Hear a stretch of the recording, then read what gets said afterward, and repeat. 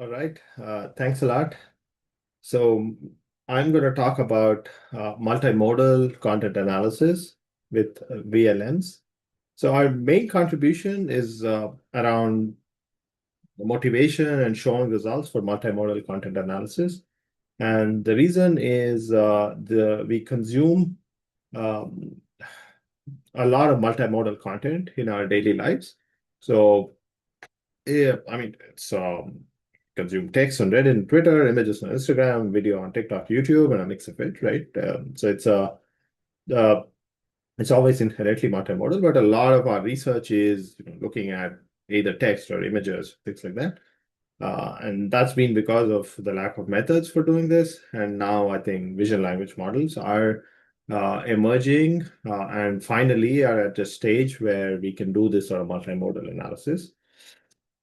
So our main contribution is the that we can use visual language models as measurement instruments, and we have a bunch of methods to do that that are taken from other places. We improve them a bit here and there, but roughly the idea is you're now able to represent images, text, video, audio, all of these in the same embedding space to whatever extent. As very simplified version of it looks like this. You take the raw content, you ask the LLM or VLM to provide a description, a textual description, very dense, detailed descriptions you can obtain from images, videos, and text.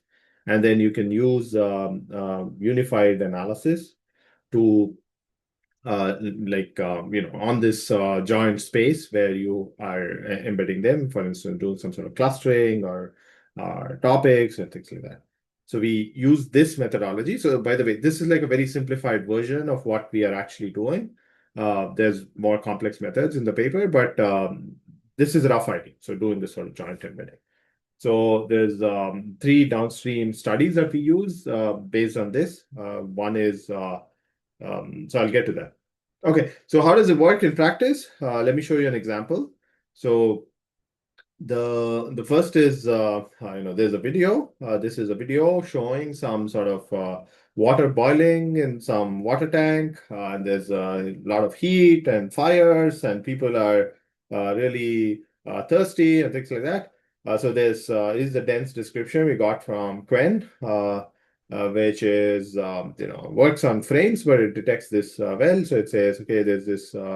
A lot of heat waves and because of climate change, and there's a water tank boiling and women sweating profusely, all of this, right? So it's very, very detailed, very good. Then you have an image like this, which is also very dense, has Hindi text written on it on the image, and you get the description, which says something like, an image of a weather warning issued by the Indian Meteorological Department in this dates. There is a heat wave from this date to this date.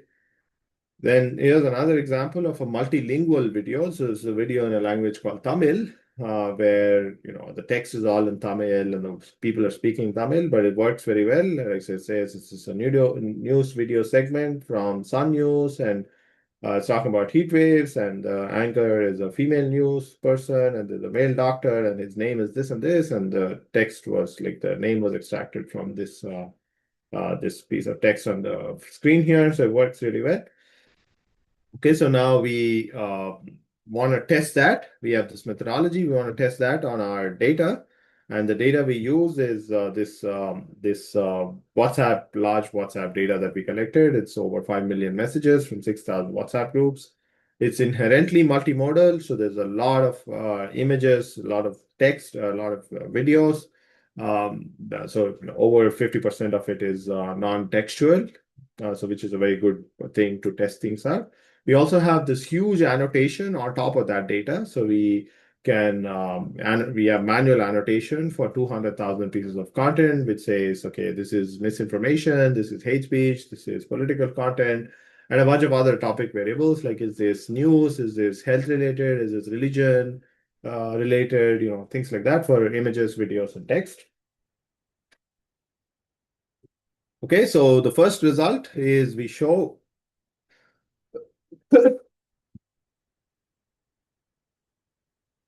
topic prevalence.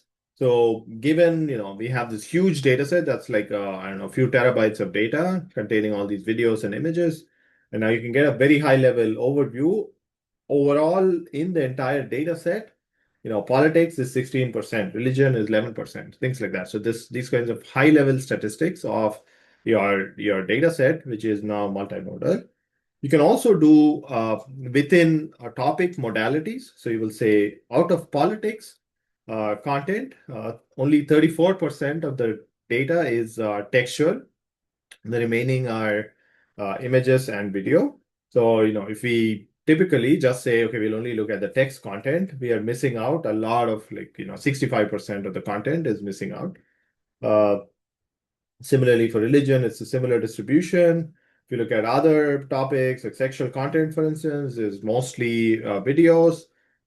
Greetings, like the good morning kind of messages in India are like mostly text and images, so on. So now the second result is at looking at the annotations, whether human annotators like LLMs, how do they do in terms of annotation? And as expected, this works reasonably well. So you can really deploy them in the field to detect these high-level topics. So is this political or not? Is this news or not? Is this health related or not? But it does not work for the socially grounded harm labels, like is it misinformation? Is it hate speech? Is it propaganda? Things like that. It's not so good. I mean, there's a lot of work in the paper looking at like where it fails, why it fails, and what we can do to make it work, kind of thing.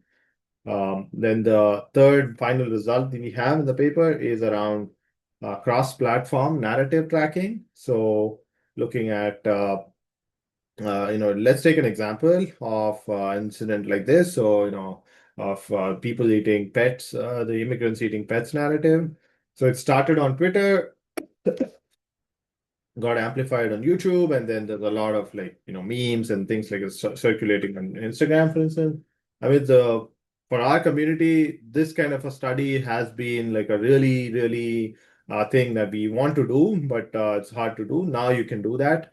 So we have an example in the paper where we compare um, narratives in from mainstream media in India from YouTube and look at how those narratives spread on social media.